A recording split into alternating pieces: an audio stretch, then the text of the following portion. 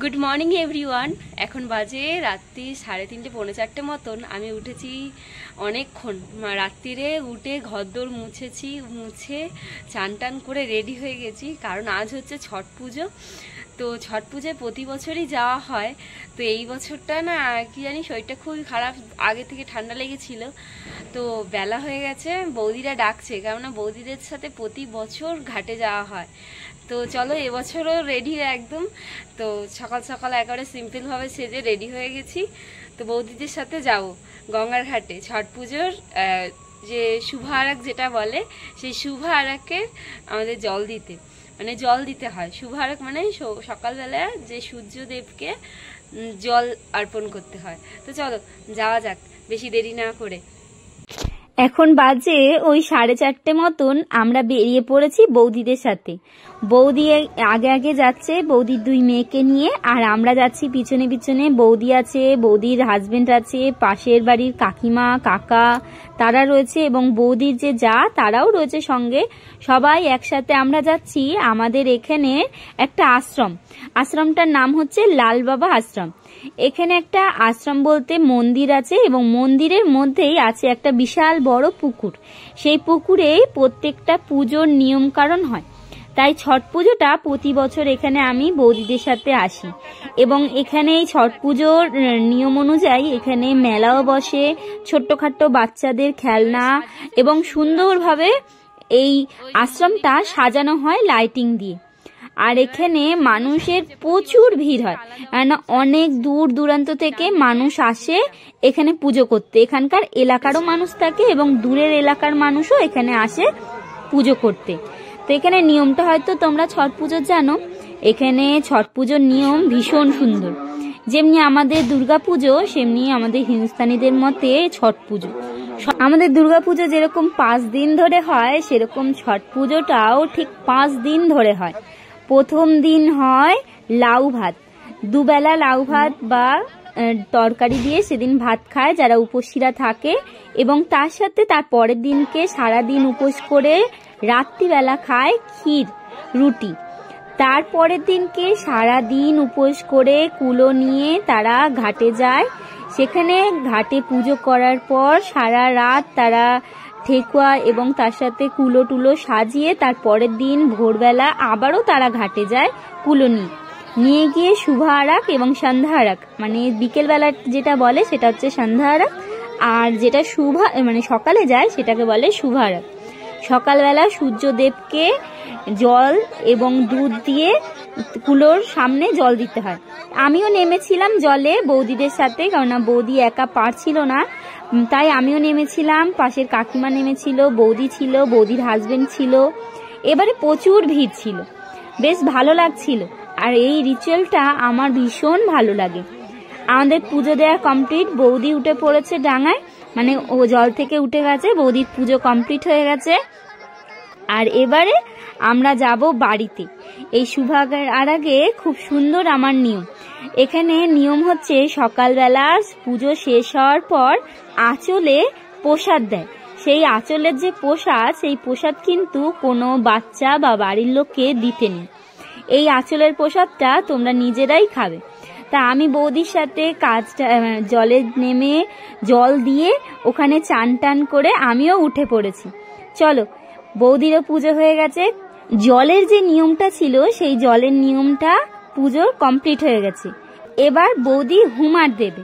Homer বলতে ঘুঁটে যেটা হয় গোবরের, সেই ঘুঁটে দিয়ে তার মধ্যে ধুনো, তার মধ্যে যে কাঠের গুঁড়োগুলো থাকে সেই কাঠের গুঁড়ো এবং ঘি, তোমরা কর্পূর যাই বলো, সেগুলো দিয়ে এখানে হুমার দেয়। এই যে এইটা সবাই দিচ্ছে পুজো শেষ হওয়ার পর। আমিও দিলাম ওখানে হুমার দেওয়ার পর। এখানে বৌদি চান করে জামা কাপড় ছাড়া হয়ে গেছে।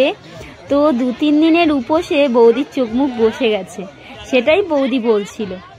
তো চলো এবার যাই। চলে এসেছি বাড়ি, পুজো টুজো দিয়ে চান করে বাড়ি চলে এসেছি।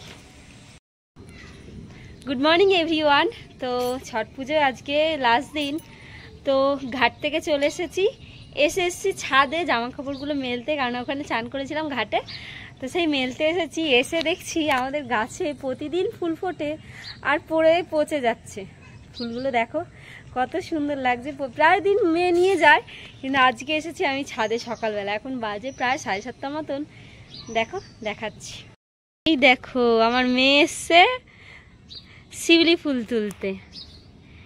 এই দেখো কি সুন্দর লাগছে ফুলগুলো, এই দেখো নিচেও পড়ে গেছে কতগুলো, এই দেখো কতগুলো ফুল পড়েছে।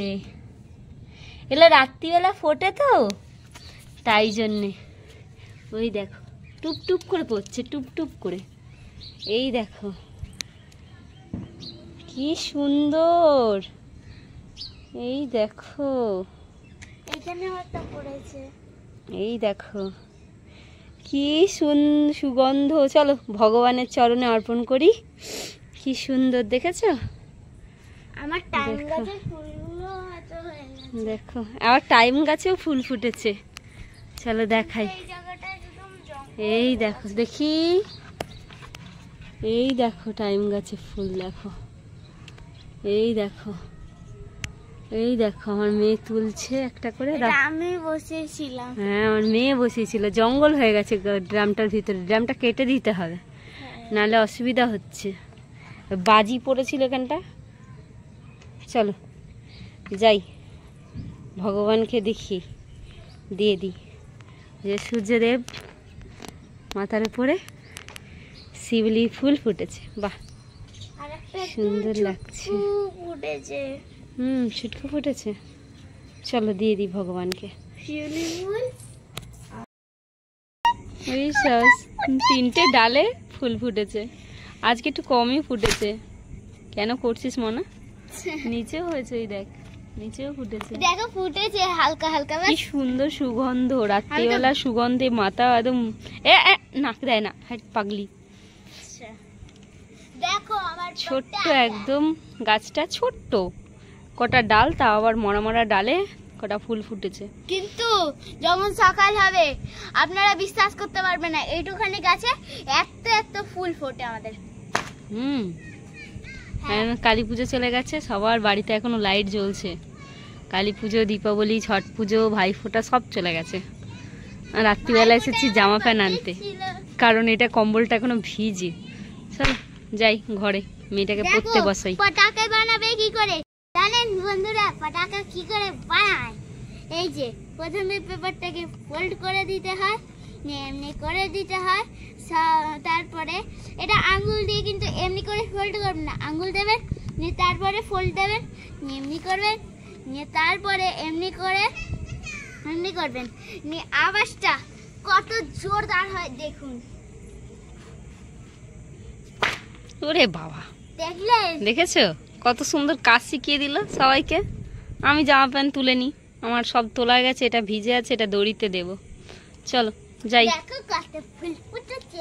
নাচো, তুমি নাচো।